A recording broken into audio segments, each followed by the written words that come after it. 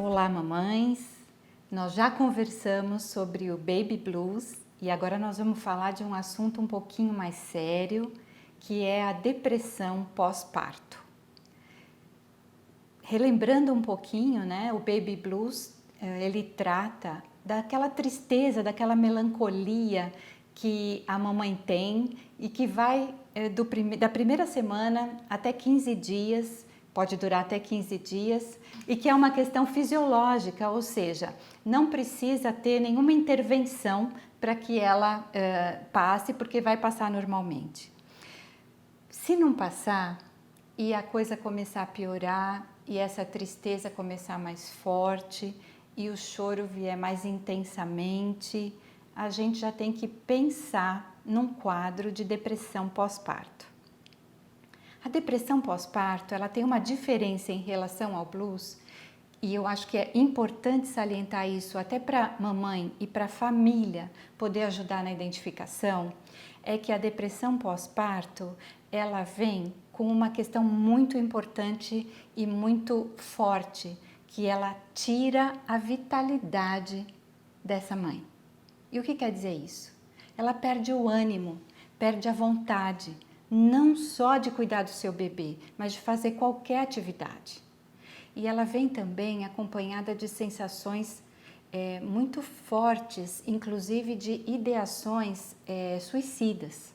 Ela pode vir acompanhada por essas ideações, o que é uma coisa já para se procurar uma ajuda. Por isso, diferentemente do Baby Blues, na depressão pós-parto é preciso que haja uma intervenção médica, ou seja, é importante e por isso fale com seu obstetra que ele pode lhe acompanhar, mas o importante é procurar uma ajuda psiquiátrica e uma ajuda de psicoterapia. E é importante falar com o obstetra, por quê? Porque ele pode ajudar na indicação de um psiquiatra que entenda mais desse período puerperal, porque hoje em dia existem medicamentos que podem ser utilizados no decorrer da amamentação sem prejudicar o bebê. Por isso é importante o encaminhamento para um psiquiatra especializado. O que a gente pode dizer sobre a depressão pós-parto é um alerta para que ela seja prevenida. Então, diferente também do Baby Blues, a depressão pós-parto pode ser prevenida. E como é que ela pode ser prevenida? Quando ela for acompanhada, quando a mamãe for acompanhada já durante a gestação. Então, se você sentir na gestação já algum sintoma que sinalize uma depressão, precisa ser comunicado ao obstetra. Por quê?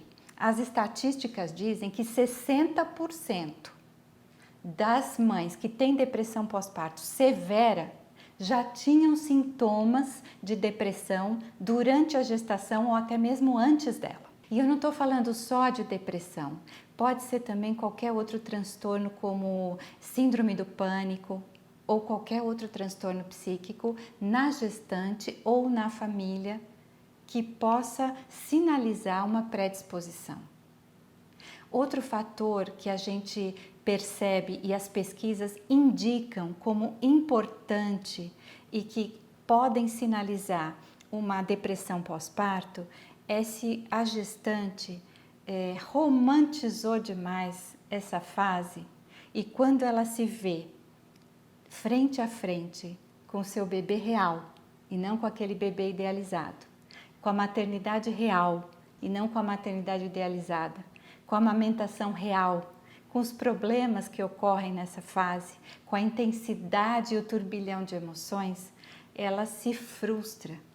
Tudo isso somado pode levar a um quadro de depressão pós-parto. Não estou dizendo que isso vai acontecer, mas pode acontecer. Se todo esse quadro estiver presente, é bom que se fique alerta para prevenir, porque prevenir é sempre a melhor opção quando a gente fala de depressão pós-parto. Outras dicas de prevenção para a mamãe são muito simples e não diferem muito da depressão que não é decorrente do parto. Quais são? Exercício físico, cuidar da alimentação. E aquelas que são específicas desse período são: tenha uma rede de apoio, peça ajuda, família, amigos, procure colocar como você está se sentindo. Isso não é vergonha, isso não é medo. Como a gente falou, isso ocorre em 60% a 80% das mulheres. E a depressão pós-parto tem ocorrido em 10% a 15% das mulheres, das mamães. E isso é um número muito considerável. Imagine como esse número é grande. Então, peça ajuda.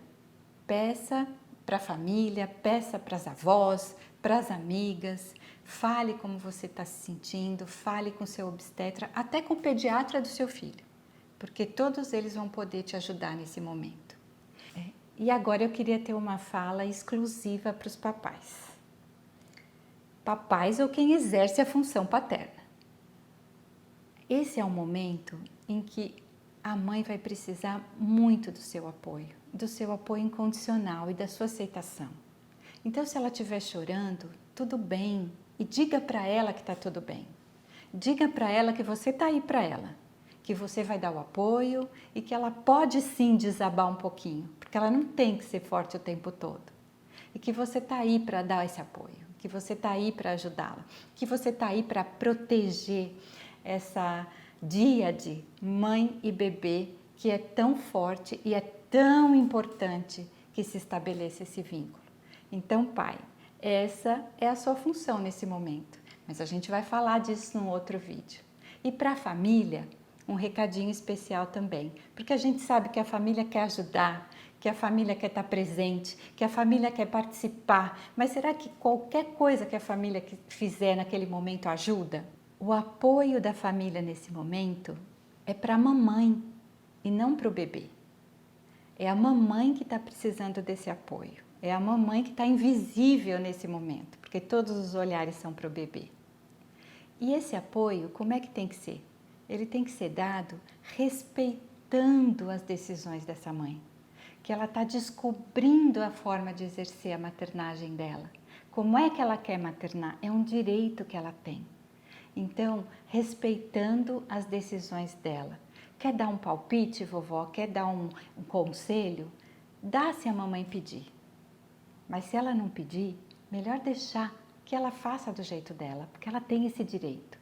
Ela tem o direito de acertar, de errar, até descobrir qual é o jeito que ela quer maternar.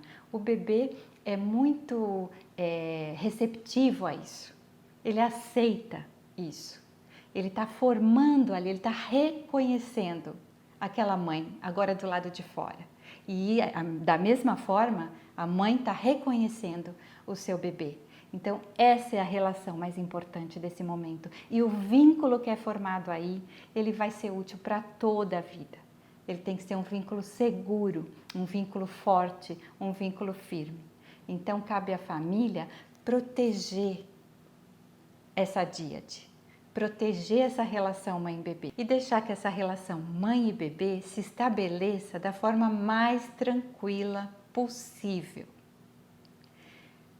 Mais uma coisa só para a gente terminar é o seguinte: mamãe, diante da impossibilidade de você ter o apoio da sua família nesse momento para tratar de questões emocionais, hoje em dia existem redes de apoio virtuais. Então tem blogs, tem sites, grupos de mães que falam só sobre esses temas e que podem nesse momento ajudar muito e trazer muito conforto, porque você vai perceber que todas estão passando pelo mesmo processo, sentem as mesmas coisas, têm as mesmas dúvidas e inseguranças, e isso pode te ajudar muito ou te acalmar muito para você passar por essa fase do puerpério.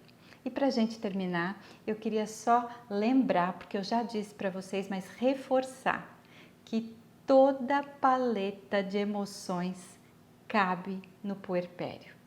Então, mamãe, aproveita esta fase, mergulha nela emocionalmente, se permita vivê-la com intensidade, porque você vai sair dela fortalecida. O vínculo com o seu bebê vai sair fortalecido também e você vai se permitir conhecer-se de forma como talvez você nunca tenha feito antes.